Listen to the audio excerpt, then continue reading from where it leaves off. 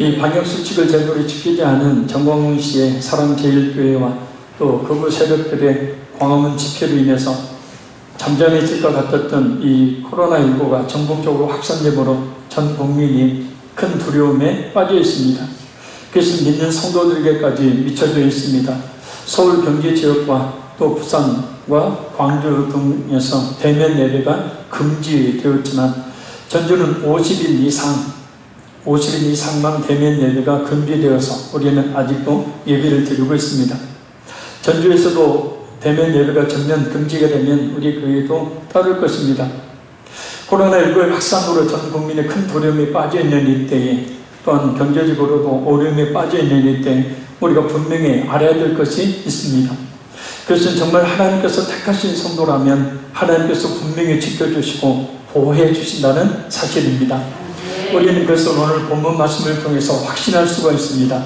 이 시간 말씀을 통해 역사하시는 성령 하나님의 음성이 우리 모두에게 분명히 들리므로 두려움이 아닌 평안, 걱정과 염려가 아닌 소망이 가득해지는 이 시간이 되기를 간절히 소원합니다.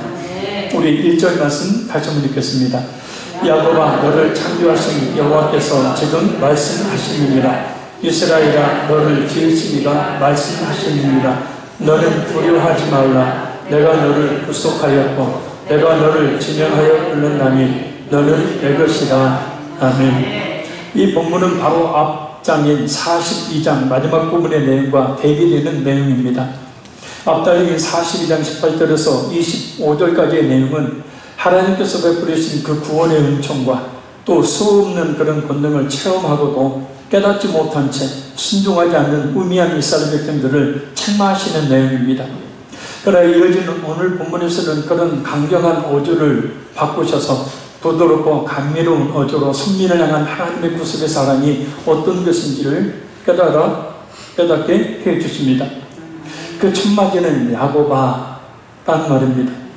이스라엘 부르는 호칭인 이 야곱은 오늘 영적인 이스라엘인 우리 모든 성도들 가리킴을 믿으시기를 바랍니다. 그래서 오늘 본문은 오늘 이 자리에 있는 우리 모두에게 주시는 하나님의 말씀임을 믿습니다. 하나님은 너를 지으셨다라고 말씀합니다. 이 지으셨다라는 말은 원어를 보면 한 올 한 올 술을 놓아 짜듯 만드셨다라는 뜻입니다. 그냥 대충 만드신 것이 아닙니다. 또 대량 생산을 하듯이 기계로 찍어낸 것도 아닙니다. 일일이 우리의 영혼을, 우리의 성품을, 우리의 육체를 아주 정성스럽게 술을 넣듯 아주 세밀하게 만드셨다라는 것입니다. 그래 다른 사람에 비해서 좀 이렇게 그 미모가 좀 덜하고 또 몸매도 또 덜하고 해도 불평 원망하지 마십시오. 하나님 그렇게 만드셨는데. 할렐루야. 그래서 우리 죄를 잘 살펴보면 얼마나 세밀하고 또 오묘한지 모릅니다. 참 기가 막힌 작품이라는 것을 알 수 있습니다. 우리 자신이 이 세상에 단 하나밖에 없는 존재이죠. 그래서 전 세계 70억 가까이 되는 인구 중에 지문이 같은 사람이 한 사람도 없다고 합니다. 하나님께서 지으셨으니 하나님 앞에서 나처럼 아름다운 사람은 없는 겁니다. 그러니 우리 자신의 모습을 확실하고 비관하지 말고 또한 우리 자신이 처한 환경을 확실하고 비관하지 말고 현재의 내 모습과 상황이 어떠하든지 그대로 인정하고 하나님 앞에서 늘 최고의 존재임을 알고 자긍심을 가지고 살아야 될 줄로 믿습니다. 우리가 그것을 인정할 수밖에 없는 가장 확실한 이유는 하나님께서 우리를 구속하셨기 때문입니다. 그래서 내가 너를 구속하였고 라고 말씀합니다. 구속이라는 의미는 노예시장에서 노예나 종으로 얽매여 있는 사람들을 위해서 주인에게 그에 해당하는 이 충분한 대가를 지불하고 난 후에 자기 종으로 삼는 것이 아니라 자유롭게 해방시켜준다는 의미입니다. 우리는 원래 에베소서 2장 말씀처럼 예수님을 믿기 전에는 이 세상의 풍습을 쫓던 사람들이었습니다.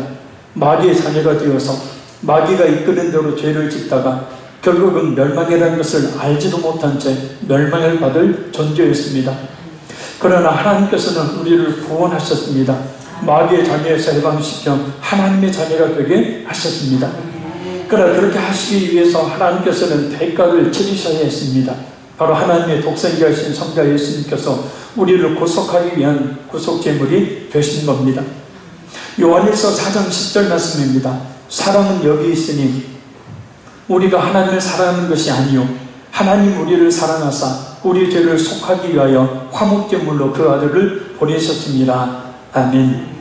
그래서 내가 너를 지명하여 불렀나니 라는 말씀은 이런 놀라운 그런 구원의 은혜를 받게 하시려고 하나님께서 특별한 사랑을 가지고 우리를 불러주셨다라는 뜻입니다.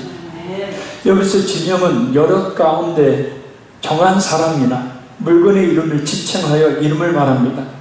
그러니까 세상에 수많은 사람들 가운데 그 수많은 사람들이 있지만 그 가운데서 특별히 우리를 정하셔서 우리로 하여금 예수를 믿도록 불러주셨다는 뜻입니다. 그리고 너는 내 것이라 곧 하나님의 것으로 삼아 주셨습니다. 하나님은 그 은혜를 받게 하시려고 우리를 여러 가지 방법들을 통해 부르셨습니다. 우리가 잘나고 똑똑해서 하나님의 것으로 삼으신 것이 아니라 범죄에도 불구하고 용서하시기를 기뻐하시는 그 하나님의 무조건적인 사랑으로 우리가 하나님의 것이 된 것입니다. 하나님의 것이라는 표현은 하나님 외에 그 어느 누구도 함부로 하지 못하며 빼앗지 못함을 말합니다. 그 누구의 것도 아니고 오직 하나님의 것이다. 하나님의 것이기에 우리는 하나님과 함께 있을 때만이 진정 인생의 의미를 제대로 알 수 있고 또 우리가 바라고 원하는 행복한 삶을 살 수가 있는 복된 인생을 살 수가 있다는 뜻입니다. 하나님의 것이라는 말씀은 또한 우리가 하나님의 것이기에 하나님께서 지키시고 보호하신다는 말씀입니다. 이 의미에 대해서 시편 17편 8절에 이렇게 설명합니다. 나를 눈동자같이 지키시고 주의 날개 그늘 아래 감추사. 새는 자기 새끼를 보호할 때 날개를 펴서 그 날개 아래 보호합니다. 독수리와 같은 맹금류가 자기 몸을 물어뜯어도 새끼를 덮고 있는 그 날개를 펴지 않습니다. 하나님께서 우리를 그와 같이 보호하실 뿐만 아니라 중요한 것은 우리를 하나님의 눈동자같이 여기신다는 겁니다. 왜 하나님께서는 우리를 눈동자같이 보호하신다고 말씀하셨을까? 이유가 있습니다. 우리 눈동자는 눈꺼풀로 둘러싸여 있습니다. 그리고 이 눈꺼풀은 이 2초에서 10초마다 한 번씩 깜빡입니다. 왜 이렇게 깜빡일까요? 몇 가지 작용을 하기 위해서입니다. 첫째는 눈할 작용입니다. 눈을 깜빡일 때 눈물샘을 자극해서 눈물을 만들어내고 항상 일정량의 눈물을 흐르도록 만들어서 눈이 잘 움직이도록 윤활 작용을 하게 합니다. 눈이 건조해서 생기는 안구 건조증을 막기 위해서입니다. 그리고 우리의 삶이 평탄한 것, 이것도 뭐냐면 하나님이 지키시고 보호하심의 증거라는 거예요. 둘째는 세척작용입니다. 눈을 깜빡일 때마다 눈물이 나와서 눈 안에 들어온 먼지나 이 노폐물을 깔끔히 씻어냅니다. 그 노폐물이 모인 것이 뭡니까? 예? 눈곱이 아니고 눈곱이랍니다. 눈곱은 눈곱의 잘못된 말이래요. 이 눈곱. 그래서 이 눈곱은 사실 더러운 것이 아니라 하나님의 은혜의 징표예요. 할렐루야. 그래서 우리가 예수 그리스도의 십자가의 피로 우리의 모든 죄를 씻음받은 역시도 하나님의 지키시고 보호하시는 한 은혜의 작용이다라는 거예요. 셋째는 각막의 영양소와 산소를 공급한다고 합니다. 그래서 말씀과 기도를 통하여 하나님의 그 충만한 은혜를 우리에게 부어주신 것, 곧 하나님의 우리를 지키시고 보호하심의 또 다른 모습인 겁니다. 넷째, 더 놀라운 것은 바로 항균 작용을 한데 눈물샘에서 나오는 라이소다임이라는 이 성분이 눈물샘에서 나와서 눈 안에 들어온 균을 죽게 한다는 겁니다. 말씀을 통해서 우리의 죄를 씻음받고 회개하는 것, 이거 역시도 하나님 우리를 지키시고 보호하시는 한 방법이다라는 거예요. 눈동자가 이렇게 보호가 됩니다. 눈꺼풀 하나가 이렇게 많은 작용을 하므로 눈동자를 이렇게 본능적으로 보호하듯이 하나님께서 그와 같이 보이지 않는 많은 역사를 통해 오늘도 우리를 보호하신다는 말씀입니다. 믿으시기를 바랍니다. 또한 감사하시기를 바랍니다. 그러니 우리가 하나님 앞에서 어떤 태도를 보여야 합니까? 두려워하지 말라. 오늘 본문에 2번이나 반복해서 말씀합니다. 두려워하지 말아야 합니다. 할렐루야. 코로나19 확산으로 인해 많은 사람들이 두려움에 빠져 있습니다. 그러나 두려워하지 말아야 합니다. 또는 어떤 고난과 어려움 가운데 있다 하더라도 걱정하거나 염려하지 말아야 합니다. 하나님의 은혜로 이 또한 지나가게 될 것이기 때문입니다. 하나님께서 지키시고 보호해 주실 것이기 때문입니다. 이 환난과 어려운 상황들을 극복할 수 있게 하나님이 힘과 지혜를 주실 것이기 때문입니다. 이어지는 말씀은 우리를 지으시고 지명하여 불러 구속해 주심으로 하나님의 것으로 삼아주신 우리를 하나님께서 어떻게 지키시고 보호해 주신지에 대한 확신을 갖게 합니다. 자, 우리 2절 한번 읽겠습니다. 네가 물 가운데로 지날 때 내가 너와 함께 할 것이라. 강을 건널 때 물이 너를 침몰하지 못할 것이며 네가 불 가운데로 지날 때 타지도 아니할 것이요 불꽃이 너를 사르지도 못하리니. 아멘. 물과 불은 하나님의 택한 백성인 이스라엘이 직면하게 될 환난을 말합니다. 얼마 전에 있었던 많은 비로 인한 홍수를 한번 생각해 보십시오. 얼마나 무섭습니까? 한꺼번에 온 마을과 땅을 집어삼켜버려 또 휩쓸어 버립니다. 불을 보십시오. 얼마나 무섭습니까? 모든 것을 순식간에 다 재로 만들어 버립니다. 인간의 힘으로 어찌할 수 없는 불가항력적인 힘을 가리키는 것이 바로 물과 불입니다. 바로 이런 불가항력적인 환난 가운데서 우리가 하나님의 것이기 때문에 하나님께서 지켜주신다라는 말씀입니다. 이스라엘이 출애굽을 할 때 애굽 군대가 그들을 죽이려고 쫓아왔었지만 하나님께서는 홍해를 갈라 육지같이 건너게 하심으로 그들을 보호하십니다. 다니엘과 세 친구인 사드락, 메삭, 아벳느고를 굶주린 사자들이 으르렁대는 굴속에서도 하나님이 보호하십니다. 또한 그들을 보통 불보다 7배나 더 뜨거운 불 가운데서도 머리털 하나 타지 않도록 보호하십니다. 특히 지날 때에 내가 너와 함께 할 것이라.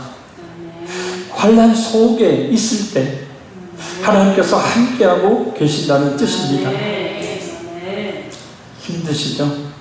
또 두렵기도 하고 또 걱정과 염려 속에 한심이 씌워지기도 합니다. 그러나 하나님께서 분명 그 힘듦 속에, 그 두려움 속에, 그 걱정과 염려 속에 함께하고 계신다는 겁니다. 우리가 혼자가 아니라 하나님이 그 힘듦, 그 두려움, 그 걱정, 염려를 다 하신다는 뜻이고, 하나님은 결코 그런 속에 있는 성도들 단 한 번도 떠나시지 않으신 분이다. 그러니 그런 힘듦과 두려움과 걱정과 염려 가운데서 하나님을 우리가 불러야 합니다. 하나님께서 힘듦의 무거운 짐을 벗겨 가벼이 해주시고 그 두려움을 평안으로 바꿔주시고 그 걱정과 염려를 기리와 소망으로 바꿔주실 줄로 믿습니다. 그래서 교회에 나오기는 힘들어도 집에서라도 또 교회에 나올 수 있으면 교회에 나와서 하나님을 찾아 하나님의 이름을 부르며 기도할 수 있기를 바라요. 그래야 그 힘듦이 가벼워지고 그 두려움이 평안으로 바뀌게 되어지고 그 걱정과 염려가 소망과 기도로 바뀌게 되어지는 것입니다. 지날 때에 내가 너와 함께 할 것이다. 우리 3절 읽겠습니다. 대저 나는 여호와 내 하나님이요 이스라엘의 거룩한 이요 내 구원자입니다. 내가 애굽을 너의 속량물로 구스와 스바를 너의 대신으로 주었노라. 아멘. 하나님은 내 하나님, 곧 나의 하나님. 하나님만이 우리의 구원자 되심을 믿으시기를 바랍니다. 그리고 엄청난 사실 하나를 우리가 분명히 깨달아 알아야 합니다. 내가 애굽을 너의 속량물로 구스와 스바를 너의 대신으로 주었노라. 이 말씀의 뜻은 하나님께서 이스라엘의 주변 열강들을 이스라엘의 구속을 위한 대속제물로 사용하셨다는 뜻입니다. 하나님께서 이스라엘 해방을 위해 구스와 스바와 애굽을 바사에게 붙이십니다. 실제로 바사, 곧 페르시아 왕 고레스는 애굽을 정복하기 위해 출정을 합니다. 그러니까 하나님께서는 이스라엘 백성들이 죄를 저지르자 그 이스라엘 백성들의 그 죄를 징계하시고 그들로 하여금 깨달아 돌이키도록 하시기 위해서 하나님께서는 애굽을 통하여 그들을 지배케 하셨습니다.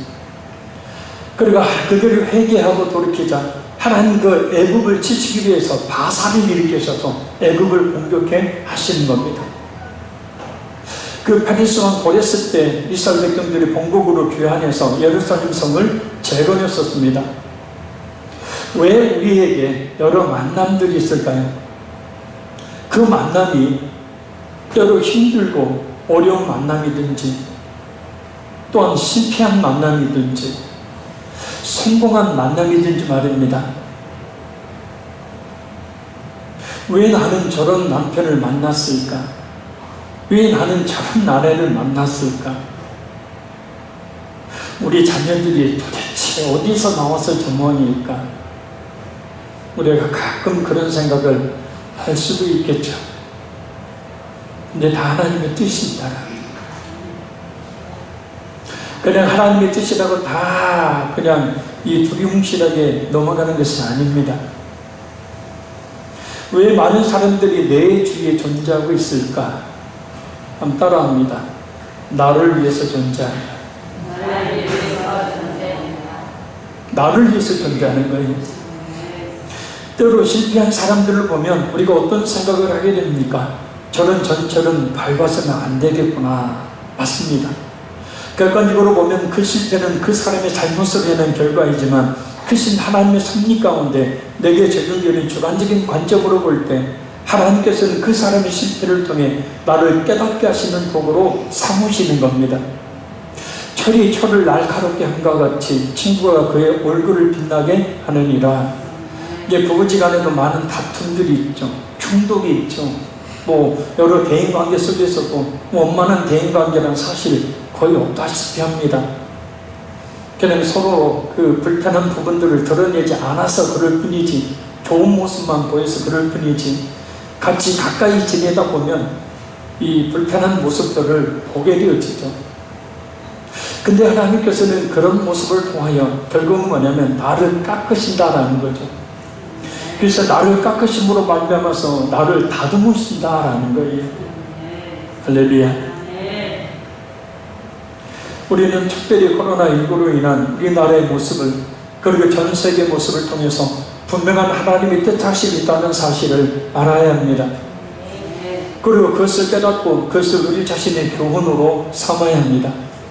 또한 우리가 보고 듣고 겪는 많은 사람들의 성공과 실패와 축복과 또 죽음의 모든 모습들은 또한 우리 자신이 겪고 있는 가족과 친척과 주위에 있는 사람들과의 성공과 실패의 그런 만남들은 결국 나를 위함입니다. 깨닫도록 하시기 위함입니다. 하나님을 더욱 찾도록 하시기 위함입니다. 하나님 앞으로 더 가까이 나오도록 하시기 위함입니다. 그래서 우리로 하여금 진정 하나님을 치명적으로 만나도록 하시기 위해서입니다. 그 사람 또한 개인적으로 하나님 앞에 연단이지만 당사자인 우리 자신에게 있어서 그 사람은 나의 연단의 도구가 되는 거예요. 그래 서로 불쌍히 여겨야 합니다. 할렐루야. 오늘 본문에서 하나님께서 주목하고 계시는 것은 애굽이나 구스나 스바가 아닙니다. 이스라엘입니다. 하나님의 택한 이스라엘입니다. 그 이스라엘을 위해서 이방 민족들을 강하게 만드시기도 하고 그들을 전쟁에서 패하기도 하시고 오직 이스라엘이라는 그 백성 하나를 위해서 주변의 모든 열방들을 사용하신다는 거예요. 마찬가지로 지금 하나님께서 코로나19로 인한 여러 환난과 어려움 속에서 주목하고 계시는 대상은 다른 사람이 아니라 바로 믿는 성도, 이 시간 이 자리에 있는 우리 자신인 줄로 믿습니다. 왜 그럴까요? 우리 4절 읽겠습니다. 네가 내 눈에 보배롭고 존귀하며 내가 너를 사랑하였은즉 내가 내 대신 사람들을 내어주며 백성들이 내 생명을 대신하리니. 아멘. 우리를 보배롭고 존귀하게 여기셨기 때문입니다. 내가 보배로워서 보배롭게 여기신 게 아니고 내가 존귀해서 존귀하게 여기신 것이 아니고 사람들은 나를 알아주지 않지만 우리 하나님의 눈에는 우리가 보배롭고 존귀한 자입니다. 또한 사랑하셨기에 보배롭고 존귀한 자가 되는 겁니다. 그래서 그들을 희생시키셨다라고 말씀해요. 지금도 다른 사람들을 내가 네 대신 사람들을 내어주며 곧 나를 위한 도구로 사용하고 계시는 겁니다. 고린도전서 7장에 말씀하고 있듯이 10장에 말씀하고 있듯이 많은 사람들의 그 멸망의 모습은 곧 오늘 우리로 하여금 깨닫게 하고 본보기로 삼고자 합니다라고 말씀해요.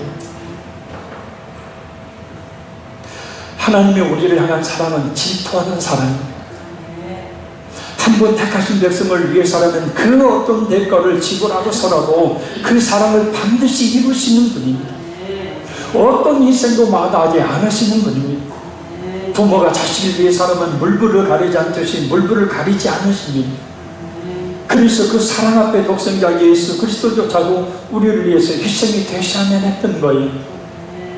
로마서 5장 8절 말씀입니다. 우리가 아직 죄인 되었을 때에 그리스도께서 우리를 위하여 죽으심으로 하나님께서 우리에 대한 자기의 사랑을 확증하셨느니라. 그래, 나 한 사람 때문에, 나 때문에 가족이, 자녀들이, 또한 다른 사람들이 연단의 도구가 되지 않도록 하나님 앞에 바로 서야 합니다. 나로 인하여서 나를 치는 연단의 도구가 되지 않도록 그것을 깨달아 알지 못하면 만남에 대한 불평을 갖게 되어지고 저주하게 되어지고 막 갈라서 버리니까 생각하게 되어지는데 그게 아니에요. 하나님의 애국과 구스와 스바를 주목한 것이 아니라 이스라엘을 주목하셨듯이 하나님은 오늘 이 자리에 있는 우리 자신 한 사람을 하나님의 거룩한 자녀 온전히 삼도록 하시기 위해서 우리 가족들을 때로 사용하시고 죄 있는 사람들을 사용하시고 코로나19와 같은 환난을 사용하시고 전 세계 수많은 사람들의 죽음을 사용하시고 때로는 전쟁을 사용하시고 때로는 고난을 사용하시고 때로는 수많은 어려움들을 사용하셔서 나 하나 바로 서기를 원하시는 거예요. 그러니 그것을 깨달아 알면 결코 우리는 다른 사람을 원망하거나 불평할 수가 없는 거예요. 내가 다듬어지지 않아서, 내가 하나님의 사랑으로 온전해지지 않아서 그런 충돌과 그런 부딪힘이 있는 것인데, 그죠? 그런 도구로 사용되는 것인데 오히려 불쌍히 여길 수밖에 없는 것입니다. 네가 내 눈에 보배롭고 존귀하며 내가 너를 사랑하였으니 내가 네 대신 사람들을 내어주며 백성들이 내 생명을 대신하리니.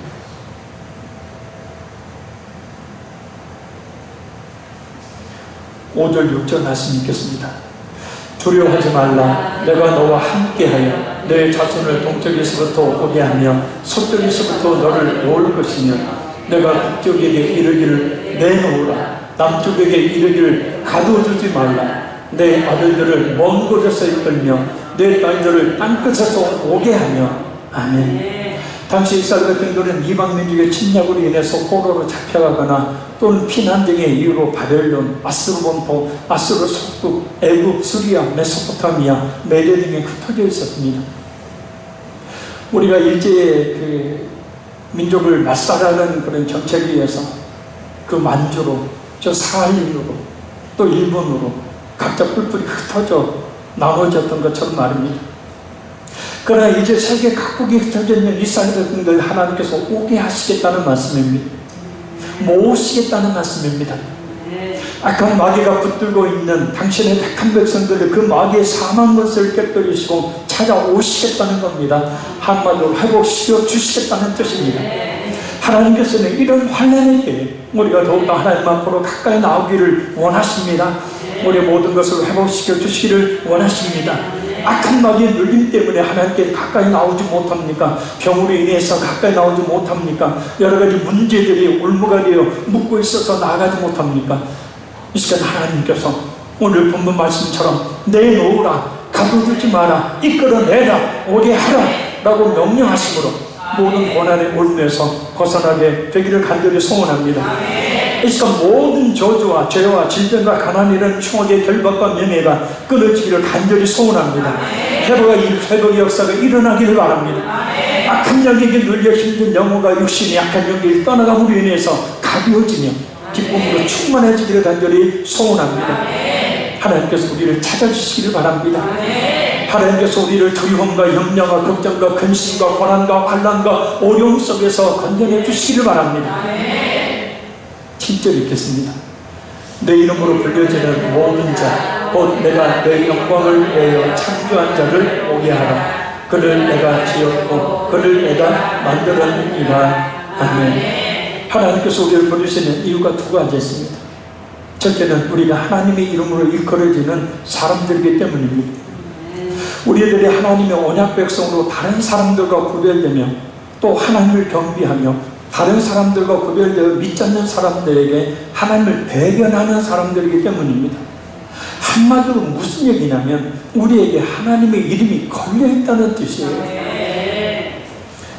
사랑제일교회 정방문씨로 인해서 그에게 속아 동조한 많은 목사님들과 또 그 목사님들의 이끌림을 통해서 많은 교인들로 인해 코로나19가 전국적으로 확산되어서 한국교회 명예가 땅에 떨어지고 말았습니다.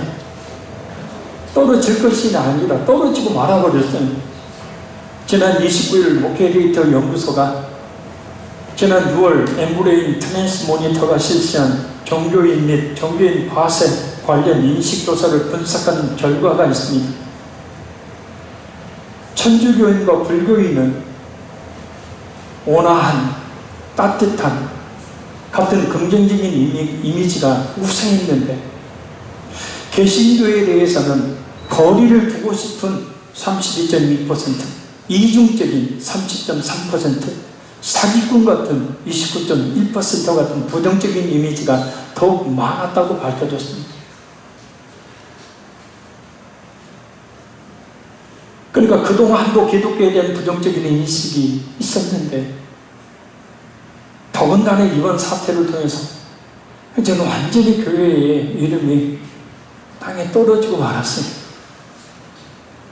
정말 하나님의 이름이 자신들에게 걸려있음을 안다면 정부의 정책을 무조건 반대만 하고 정부를 무너뜨려야 할까요?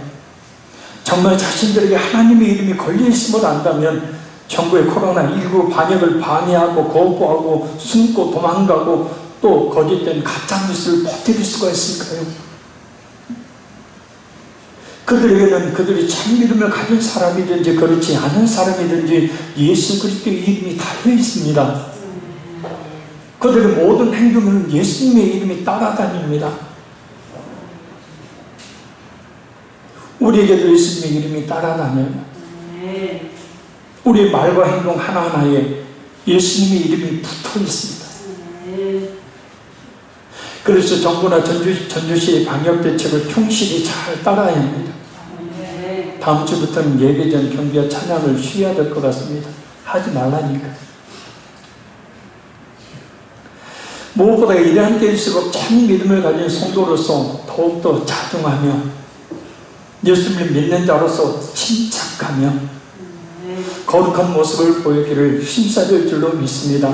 바로 이러한 때에 믿음의 사람들의 모습이 보여져야 되고 바로 이러한 때에 최소한 우리 가족들에게 또 최소한 나를 알고 있는 사람들에게 진짜 예수 믿는 사람의 진정한 가치 무엇인지 예수님의 이름이 달려있는 나의 삶에 그 말과 행동을 통하여 예수님의 이름의 영광을 드러내는 삶이 우리에게 있어야 될 줄로 믿습니다. 따라합니다. 내 말과 행동 하나하나에 예수님의 이름이 붙어있다. 예수님의 이름이 붙어있다.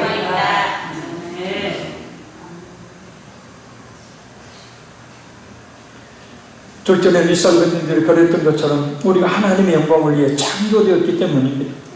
그래서 우리의 삶 자체는 하나님의 영광과 직결돼요. 할렐루야. 이 동네 다니기가 참 때로는 무서워요. 저번엔 급히 집을 가느라 목양치에서 성경을 연구하다가 더워서 이 반팔티하고 반바지를 입고 그 샌들을 신고 집을 후딱 다녀오려고 막 가는데 갑자기 어떤 분이 아니 목사님 안녕하세요 하는데 만약에 거기서 막 제가 침을 뱉거나 다른 행동을 했더라면 큰일 날 뻔했는데 알아요. 다 여러분들이 예수 믿는 사람인 걸 다 알아요. 우리의 삶 자체는 하나님의 영광과 직결이 돼요. 직접 이어진다고요. 할렐루야. 그래서 우리가 우리의 말과 행동을 그죠? 찢어 있는 사람들처럼 하면 하나님께 영광이 돌려지지 않아요. 그런가 보다 해.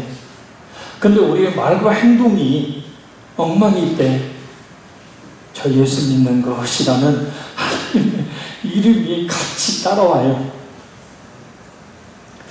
그래서 아까도 이 조사에서 이야기했듯이 기독교인들은 거리를 두고 싶은 자들, 이중적인 사람들, 사기꾼 같은 사람들이라는 한국 사람들의 인식이 있는 거예요.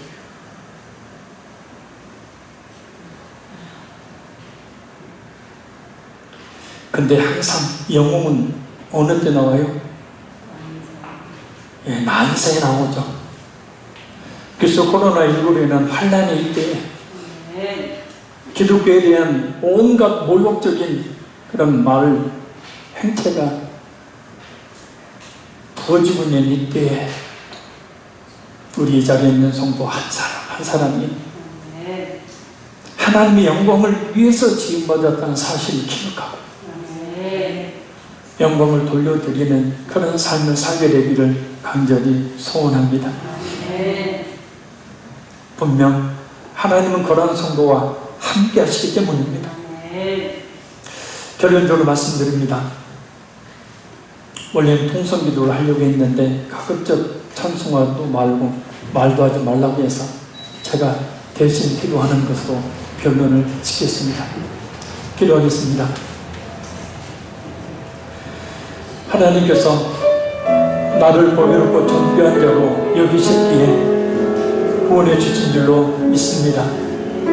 내 자체가 보배롭고 존귀한 자에서가 아니라 하나님이 나를 그렇게 여기셨기에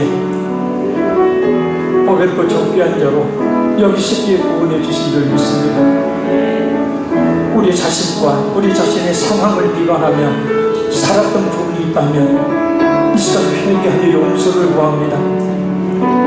하나님께서 진행하여 부름을 받은 하나님의 자녀, 하나님에 대한 확신을 가지고 모든 힘듦과 두려움과 염려와 걱정에서 벗어나 평안과 기쁨과 소망과 기대가 가득한 삶을 살게 하여 주옵소서. 하나님은 자기들이 회복되기를 원하는 신들 믿사오니 이 시간 모든 악한 영들에 눌림에서 모든 질병에 눌림에서 여러분의 삶의 힘듦에 울부들여서 특히 코로나19에 들어오면서 벗어나게 하여 주옵소서. 우리를 지키시고 보호해 주신 은혜를 이 시간도 있게 하여 주옵시고 우리의 환난할 때 우리의 그 두려움의 때 우리의 걱정과 염려할 때 그 속에서 하나님이 함께 하심을 믿고 하나님을 전적으로 의지함으로 인하여 하나님 앞에 더 가까이 나아가게 하는 은혜를 있게 하옵소서. 우리를 하여금 하나님 앞에 더 가까이 가는 계기로 삼게 하여 주옵시고 우리를 하여금 하나님의 온 마음을 다해 찾는 계기로 삼게 하여 주옵시고 그래서 그 깊은 하나님의 그 품에 늘 거하는 은혜를 베풀어 주시기를 간절히 소원합니다. 성령님 두려워하지 말라. 주시는 성을 우리의 마음에 새기게 하시고 코로나19로 인한 온 민족적인 나라적인 혼란 속에서 두려움에 빠지지 않고 하나님이 지키시고 보호하신다는 확신을 가지고 하나님의 보배롭고 존귀한 자로 여기 있었다는 확신을 가지고 담대하게 살아갈 수 있도록 은혜 내려 주옵소서. 무엇보다 간구합니다. 우리에게 하나님의 이름이 예수님의 이름이 붙어있음을 고백합니다.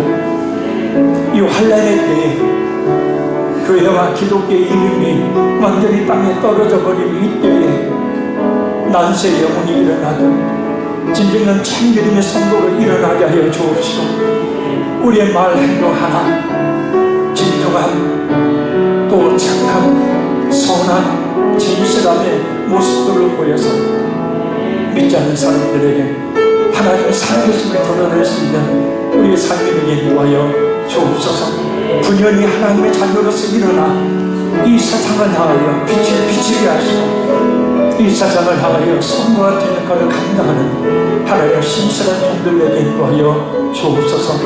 이사오며 예수님 이름으로 기도합나이다. 아멘.